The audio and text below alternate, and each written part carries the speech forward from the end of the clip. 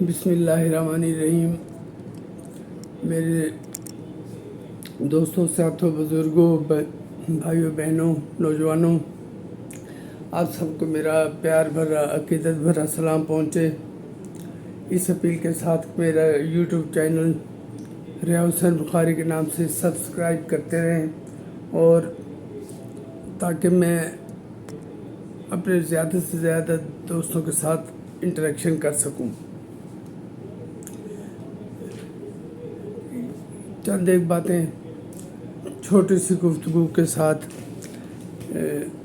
मैंने अपना एक एजेंडा रखा हुआ है कि यहाँ तक मैं जब पहुँचूँगा तो फिर सुबह शाम मैं क्या करूँगा, ये भी 5-5, 7-7 मिनट का वीडियो, सुबह भी शाम भी।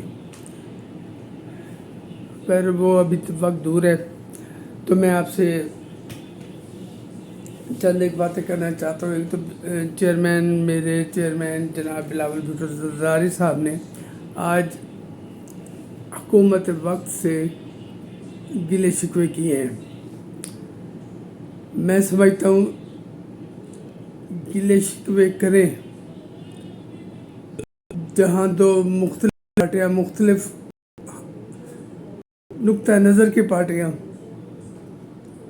एक साथ तले इकट्ठी हों, तो फिर कुछ देना और कुछ लेना पड़ता है।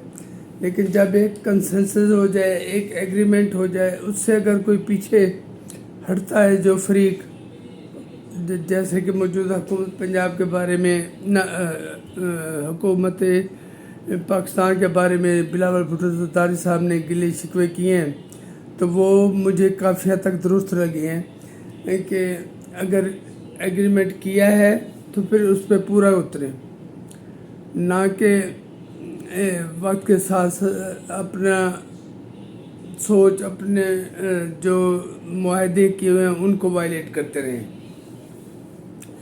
और हुकूमत वक्त को चाहिए, जो कि इस वक्त पीपल्स पार्टी के कंधों पे सवार होकर ही खड़ी है। अगर पीपल्स पार्टी अपनी बिसाकियाँ खींच ले तो हुकूमत धड़म से गिर पड़ती है। ये जो भी गुज़श्ता 7-8-9 महीने में इलेक्शन के बाद जो कुछ हुआ है, उसमें मेरी पार्टी ने बड़ा पॉजिटिव रोल अदा किया है और हुकूमत को मुकम्मल सपोर्ट दी है। लेकिन कुछ बातें निकल आती हैं, जैसे मरियम बीबी के बारे में कहा जाता है, अक्सर जगह ये सुना जाता है कि उनका एक वर्बल आर्डर है कि पीपल्स पार्टी के अरकान असम्बली के काम ना किए जाएं। तो ये ना सिर्फ उन अरकान असम्बली की तौहीन है, बल्कि उस एग्रीमेंट की भी तौहीन है जो COD से शुरू हुआ, फिर इस लंगड़े इस्लाम के खिलाफ इकट्ठे हुए, फिर एक मुआहदे पर दस्तखत हुए जिसमें मेरी पार्टी का मेन किरदार था जनाब आसिफ अली ज़रदारी, सदर मुमलिकत पाकिस्तान, और जनाब बिलावल भुट्टो ज़रदारी का, जिन्होंने हुकूमत बनाकर नून लीग के हवाले कर दी और उनको हर मौके पर असूलन सपोर्ट किया है जहां उनकी ज़रूरत थी। लेकिन मेरी पार्टी एक खुद मुख्तार अपनी सोच रखने वाली जमात है। अगर कहीं इख्तलाफ होता है तो वो करती हैं, और करना चाहिए। और फिर कहीं कोई इशू पैदा होता है तो बैठकर एक दूसरे के मामले को सुलझाना चाहिए। तो अगर मुझे तो अपने चेयरमैन की बातों पर पूरा यकीन है कि वो कोई बात बिला वजह नहीं कहते। तो ऐसा हुआ है, तो हुकूमत ने अगर मुआहदे की खिलाफ वर्जी की, जैसे उन्होंने कहा कि बिल असम्बली में लाकर फिर कापी दे दी जाती, इस पर पढ़े वोट करें, इस तरह नहीं हुआ करता। लेकिन बात यह कि अगर इस हुकूमत में चलना है, अपनी टर्म मुकम्मल करनी है, तो फिर उन्हें मुआहदे का एहतराम करना होगा जो हुकूमत वक्त ने पाकिस्तान पीपल्स पार्टी के साथ बहुत ज़्यादा क्रेज़ी के बाद साइन किए। अब इसके बाद में जैसे 26वीं तरमीम हुकूमत तो हथियार डालकर पीछे हट गई थी, और बहुत सारे यूथियाई दानिश्वर डेटें देना शुरू हो गए थे हुकूमत की जाने की, जिसमें एक मुल्तानी दानिश्वर भी शामिल था। दानिश्वर तो उनके दानशोर कहना चाहिए, जो जिसके मुताबिक 31 अक्टूबर के बाद 1 अक्टूबर को पंजाब में उनकी हुकूमत थी और मरकज़ में भी उनकी अपनी हुकूमत आ जानी थी। आज का वो पता नहीं कहाँ है, न तो टीवी पे नज़र आ रहा है न कहाँ आ रहा है। लेकिन कुछ भी हो, ये बिल्लियों को ख्वाब में छिछड़े नज़र आए करते हैं, छिछड़े। अब ये मेरा जो गिला था जो मेरा ये एक छोटा सा मौजू था अपना जहन के मुताबिक, कि हुकूमत को, पीपल्स पार्टी को प्रॉपर इज़्ज़त देनी पड़ेगी, उनको प्रॉपर उनकी बात सुननी पड़ेगी और उनको साथ मिलकर चलना पड़ेगा। अकेली नून लीग हुकूमत नहीं चला सकती और ये नामुमकिन है। या तो फिर वो यूथों के साथ जाके मिले। और यहाँ एक और बात भी अभी मैं देख रहा था कि क्या पीपल्स पार्टी और पीटीआई का इत्तेहाद भी मुस्तकबिल में मुमकिन नज़र आता है, इससे सवाल था।